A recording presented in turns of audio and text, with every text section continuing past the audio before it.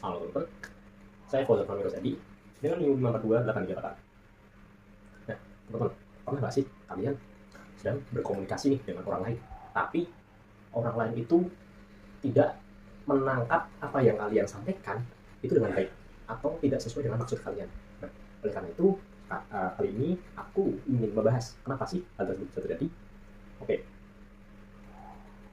nah, sebelumnya tentu saat kita berkomunikasi kita pengen orang lain tahu, orang lain paham, dan orang lain bisa menangkap apa yang kita sampaikan, kan gitu.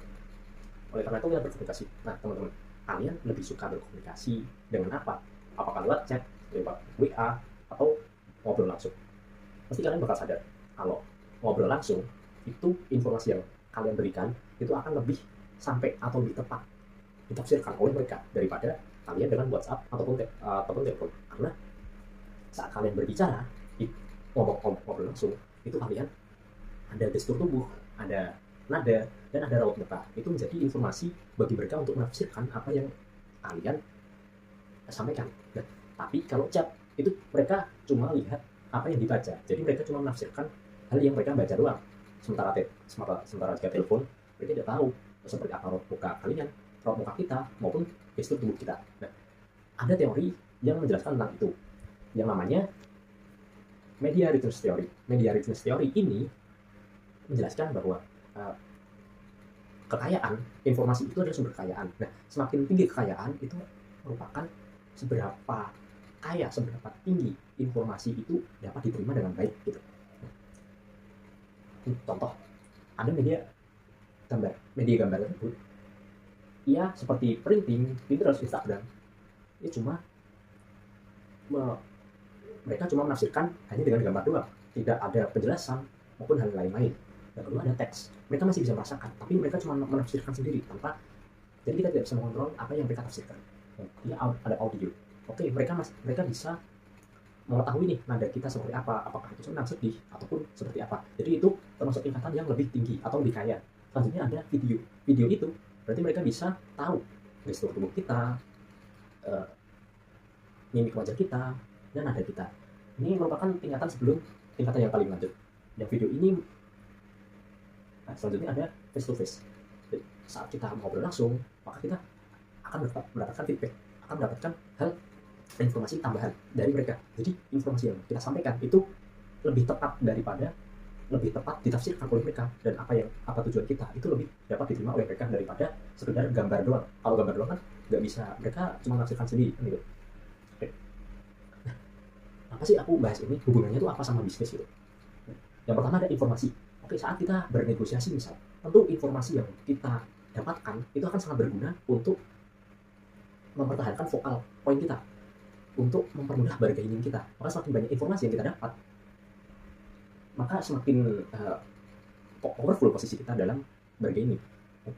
Contoh lain ada saat kita rapat.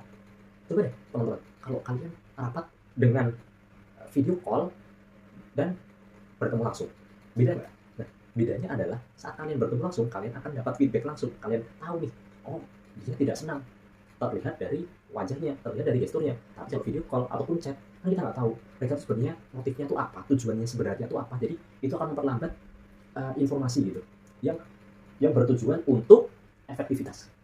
Nah, kenapa sih itu penting? Tentu dalam perusahaan, dalam bisnis itu kita harus butuh keefektifan. Nah, maka efektifan kita itu sangat ditentukan oleh informasi yang kita dapat. Kan kita nggak tahu nih gimana kita bisa menyusun strategi, kita bisa menyusun struktur plan tanpa informasi yang cukup. Oleh karena itu tadi media research theory tadi atau penghantaran informasi tadi sangat penting untuk kedepannya. Nah, yang ketiga terakhir ada hubungan. Tentu dalam misalnya aku sebagai HRD misal, aku pengen menyampaikan berita duka atau berita sedih gitu.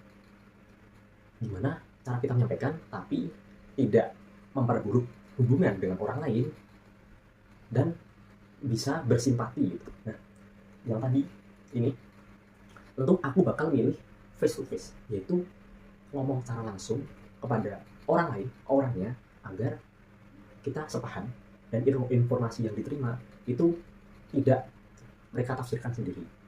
Berbeda dengan teks doang. Misalnya berita PHK, kalian lebih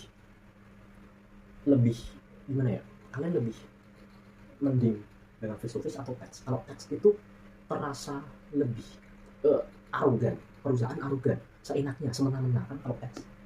Terus kalau teks juga karyawan tidak diberi kesempatan untuk berfeedback, jadi itu akan memperburuk hubungan dengan orang lain, seperti itu.